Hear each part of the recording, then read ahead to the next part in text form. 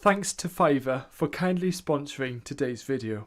Perhaps the most common question I get on this channel is how on earth can a gardener possibly produce enough compost for a no-dig garden? Well, my question is, how can any gardener possibly produce enough compost for any type of garden? So whether it's dig or no dig, you need compost, and there's no real difference in terms of quantities. It's a bit of a myth that no dig requires far more compost than traditional gardening. Now, I'll be the first to admit that I need to buy in compost for this garden, and it's an area of frustration because in an ideal world I'd love to not have to rely on spending money, because when it comes to compost, I think we all can appreciate how quickly the costs can mount up. I now question if perhaps mulching my beds annually with 2 to 3 centimetres of compost is too much, because I was speaking to Stephanie Hafferty, and she has 14 years no-dig professional growing experience, by the way. She was saying that she now mulches her own personal garden with just 1 centimetre of compost every year. And that's over half less of the compost requirements my garden uses, and it's potentially over half of the costs saved. When we were having a catch-up, she was saying how she's frustrated with how gardening is now portrayed as not being affordable or accessible, and I can totally understand where she's coming from. You know, there's things that I've done on this channel recently that haven't helped contribute to that portrayal of gardening. I think that needs to change.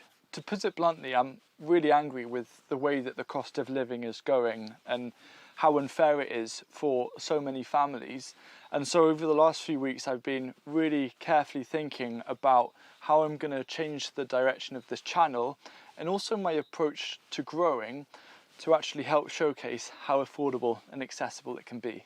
So in this video I'm going to try and unpack exactly how I plan to improve no-dig, both in terms of growing styles, but also in terms of availability of free information and making information very accessible, so that no matter what your situation is or what your location is, there's something there that can help you produce more food and save more money.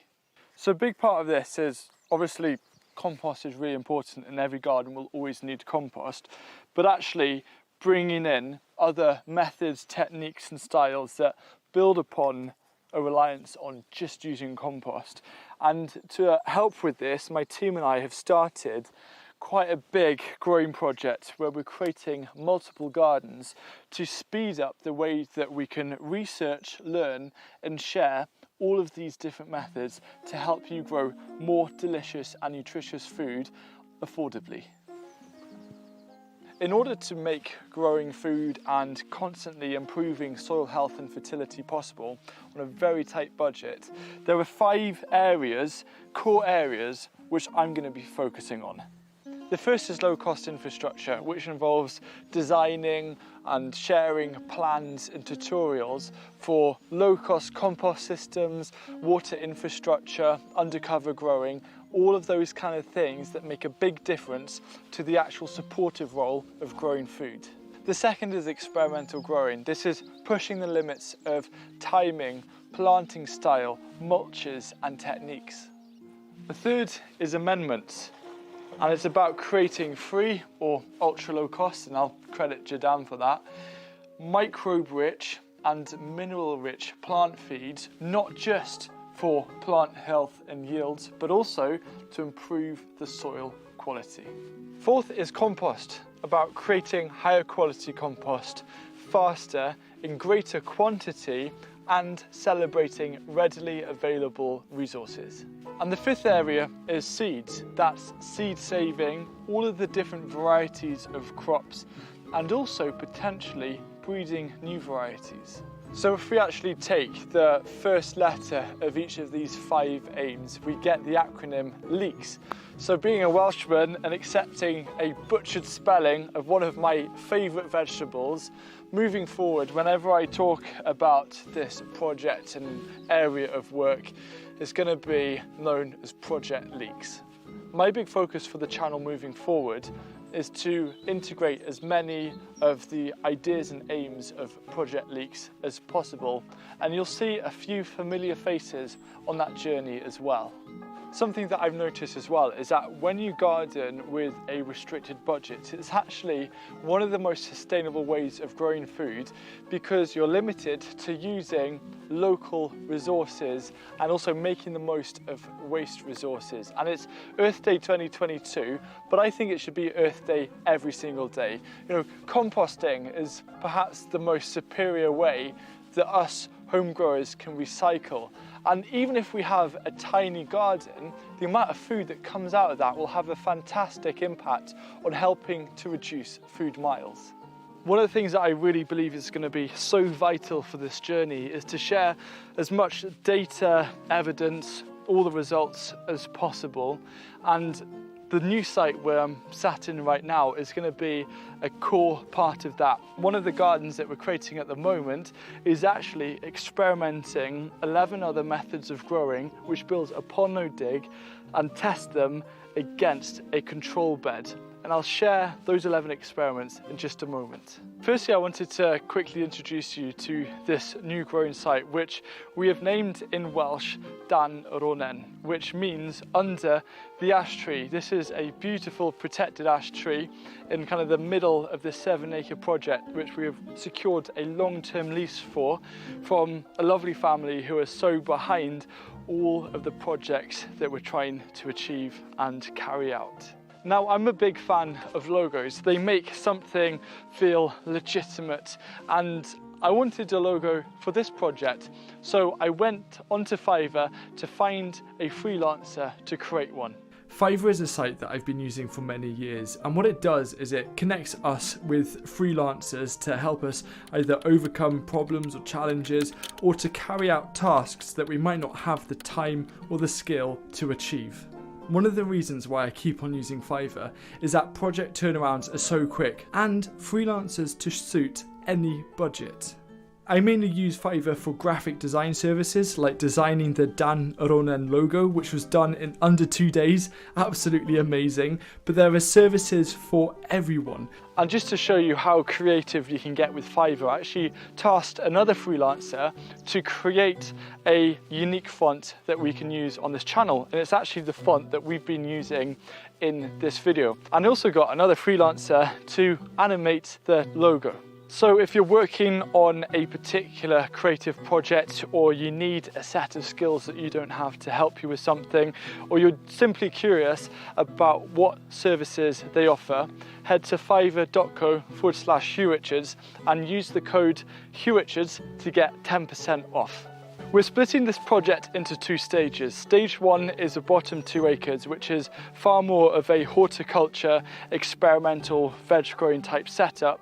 And then the big field behind me, which is 5 acres, is going to be more of a focus on agroforestry and using elements from that to help with the horticulture. So behind me, the experimental garden is in progress, and that's where we've got those 11 experiments that I've mentioned. They're on the screen right now in my own font, which is really cool. And this is going to be such a fascinating space, because the diversity of what we're trialing against a controlled no dig bed is honestly, it gets me so excited. So I'll actually be doing specific videos on this channel, just giving you updates with how those are going. So behind me we have a herb garden, which we're actually looking to supply a local farmers market and a couple of restaurants. And this main garden, it's the mini garden behind me, is going to be a really important focus.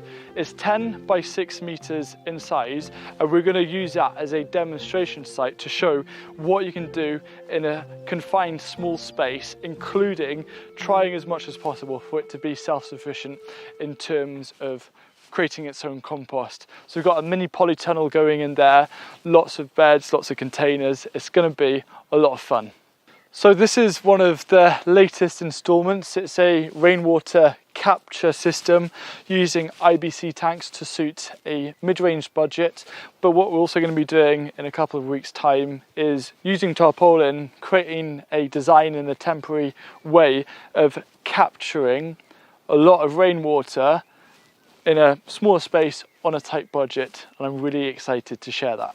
We've just started planting up this polytunnel. Now the main goal for this is actually starting all of the seedlings for the experimental garden, and also we've got this Wi-Fi garden in the back that we're developing, mainly because it looks like a Wi-Fi icon symbol, but that's where we're just going to be able to grow a little bit more in terms of bulk produce to take home and eat. This section is brand new. Well, the whole project is brand new, only a few weeks old, but we've terraced this nearly an acre of land, and the idea for this terracing is to focus on the fifth kind of core element of Project Leeks, which is the seeds, and testing out as many different varieties as possible, doing seed saving, and potentially, as mentioned before, a bit of seed breeding. It's going to be a big project to get the soil fertility up, but we've got a lot of things in the pipeline to do that, hopefully for free. Where I'm sat here is the top of the car park, because we're also looking at turning this into a centre for regenerative agriculture, and that's another logo concept that we've worked on with Fiverr. But this area is going to be the core kind of composting section, where we're going to do a couple of chicken composting designs, all sorts of experimenting of different recipes and working out volumes, quantities, different kind of microbial solutions to put on that are all homemade to speed it up and increase their quality, and also as a core base for creating all sorts of different amendments, which really excites me. When I was chatting to Stephanie Hafty about amendments, and this is going to be my new amendment corner for the main garden, she was saying how excited she is how ferments and amendments can bring so much value to gardeners and help really save a lot of money, and I'm really excited to really be putting this whole aspect through its paces. There's a huge amount of content related to everything in this video coming out on this channel starting next week, and if you want to be involved or if you want to support Project Leeks, there's actually an email address down below. And finally, I want to say thank you to Fiverr for sponsoring today's video and helping really support this project.